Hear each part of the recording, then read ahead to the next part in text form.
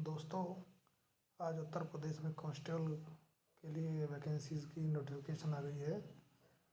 इसमें आपको 60,244 पद हैं, जिसमें जनरल के लिए 24,102 पद, EWS के लिए 6,024, OBC के लिए 16,264, SC/ST के लिए 12,650 और 1,204 पोस्ट हैं। इसमें ऑनलाइन आवेदन जो करेंगे वो 27/12 से शुरू होंगे और जो अंतिम तिथि होगी वो 16 जनवरी 2024 होगी। इसके लिए जो रजिस्ट्रेशन फ़ीस है वो 400 रुपये निर्धारित की गई है। उसके अलावा जो शैक्षणिक अर्हता है, क्वालिफिकेशंस आपके लिए 10वीं और 12वीं उत्तीर्ण होना चाहिए। उसके अलावा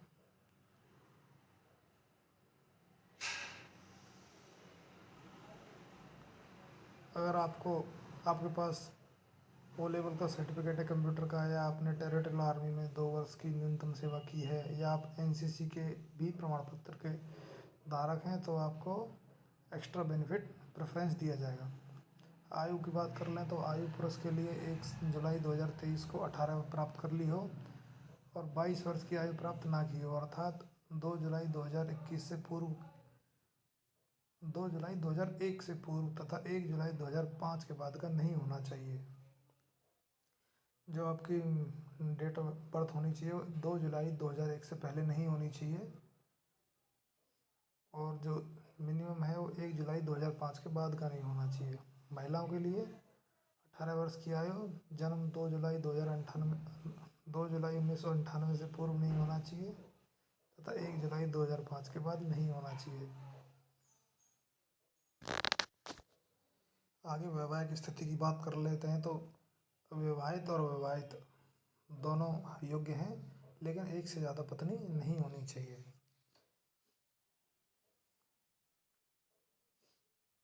शारीरिक स्वस्थता, भर्ती की प्रक्रिया लिखित परीक्षा होगी और ऑफलाइन परीक्षा होगी इस बार, और 300 अंकों की परीक्षा होगी। 2 घंटे का टाइम दिया जाएगा, जिसमें सामान्य ज्ञान, हिंदी, संख्यात्मक तथा मानसिक योग्यता तथा मानसिक अभिरुचि, रीजनिंग और तार्किक क्षमता।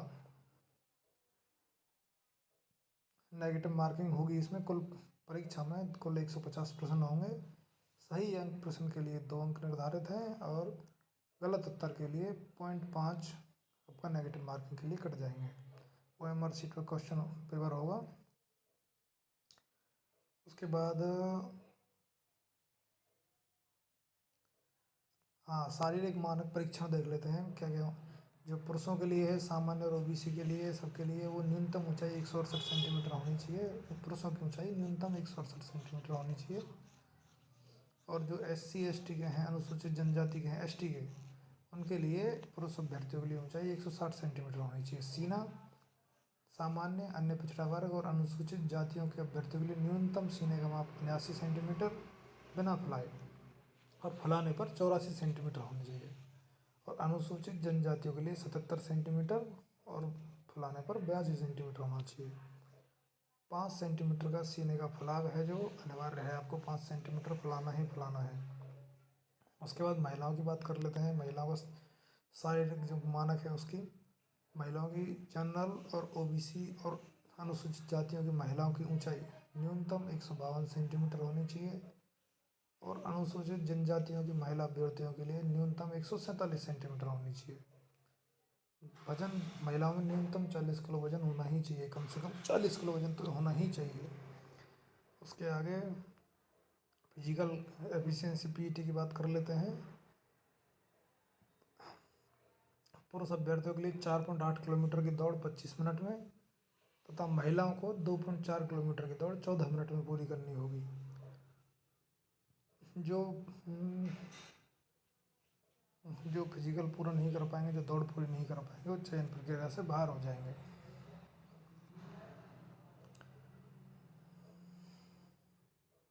इसमें बताया है कि जो अंतिम योग्यता सूची रहेगी उसमें कोई प्रतीक्षा वेटिंग लिस्ट तैयार नहीं की जाएगी।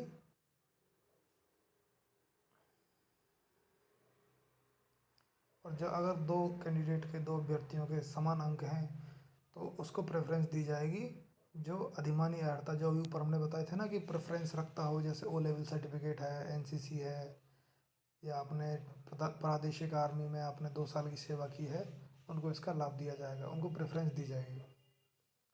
और दूसरा कंडीशन, अगर दोनों सामान्य हैं तो अगर दोनों के अंक समान हैं तो जो जिसकी आयु अधिक होगी उसको प्रेफरेंस दिया जाएगा, उसको अधिमान दिया जाएगा।